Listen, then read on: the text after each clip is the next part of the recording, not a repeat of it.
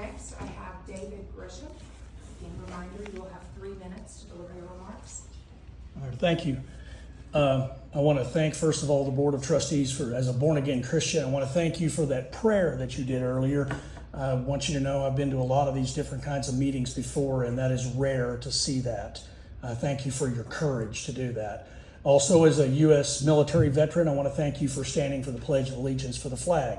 And that's really what I wanted to talk about tonight. Today at Canyon High School, a teacher by the name of Miss Prather, she denied a student their right to freedom of speech. So it's one thing to stand and pledge allegiance to the flag. It's quite another to stand for the rights that go behind that pledge. And what was happening was the students were asked to write something that was affirming on a star that they were going to hang on a wall.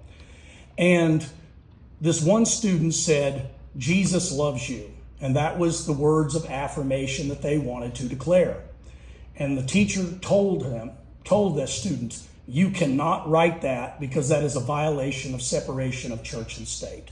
Now, not only is that factually incorrect, but we have to understand that everything a teacher does and says in the classroom, if we want to empower lifelong success in our students, we have to understand that everything they say and do in the classroom, they teach. Everything. So what did they learn today in Canyon High School? Is that it's not okay to express your First Amendment rights in a school setting if you're a Christian.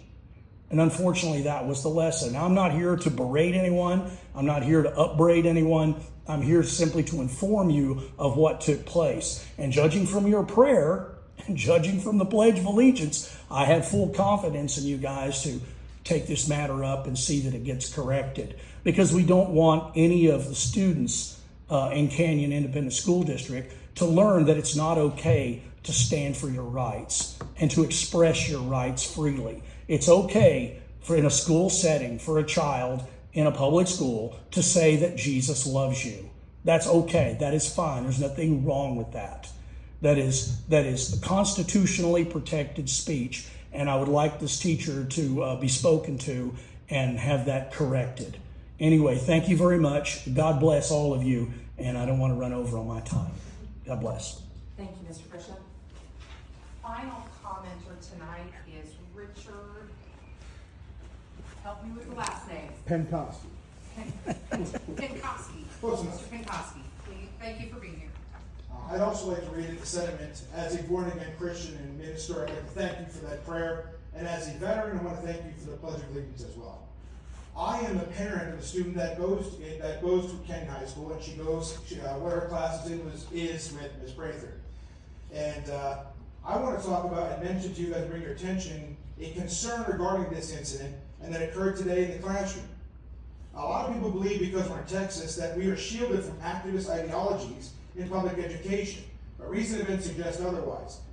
Today, a young student was participating in an activity where they were asked to write words of affirmation on paper stars. While the exercise seemed harmless, the situation quickly raised serious constitutional and ethical concerns. A student wrote "Jesus loves you" on their star, only to be told by Ms. Prather that such a statement was not permitted, allegedly due to Texas law and the so-called separation of church and state.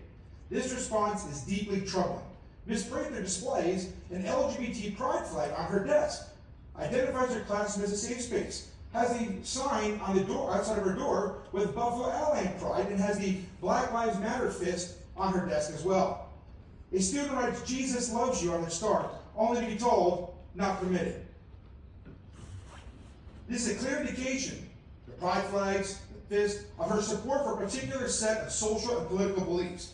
If such messaging is allowed, why are students restricted from expressing their own sincerely held religious beliefs, especially when doing so in a non-disruptive, student-led context?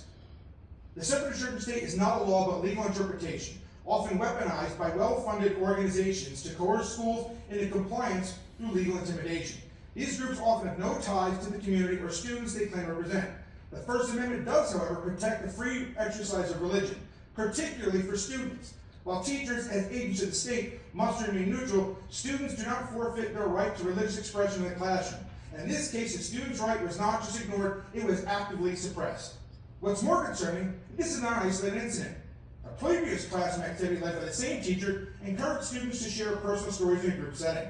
One student shared explicit content involving polyamorous relationships and mentioned a minor in a sexual context, all with no objection from this teacher.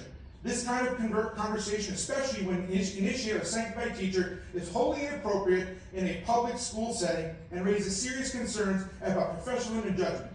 I raise my children with Christian values, principles of abstinence, respect for the sanctity of marriage between one man and one woman.